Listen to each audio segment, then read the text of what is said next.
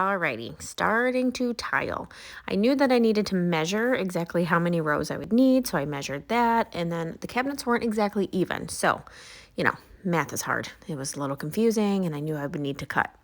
So I marked a straight line across the bottom and then put down the spacers as well from the countertops, and I made my first solid line all the way across. Okay, once that first row was done and complete, then I went back and started now with my second rows and everything else. So I cut these tiles in half, exactly in half, and then I buttered, I guess if you call it, the wall there. And it was really actually uncomfortable to do this. I prefer to back butter each tile because the tool is just too big. So I did this and worked out okay. It's the upper ones by the cabinet that I had to cut myself. And this is where it got tricky. They kept breaking, so I knew now I actually have to use a wet saw.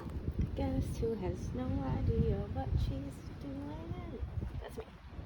Never using one before, I decided to use just a scrap piece, and it was pretty simple. Also, don't squat because then that water is going to go right in your pants, and you're going to have a no pants day like I did.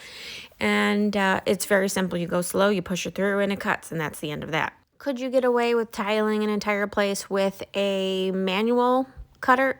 Probably not when you have outlets and windows and things like that. For the most part, I like to do most of the work inside with my manual cutter, and the ones that were tricky, I went outside to the wet saw. Get both.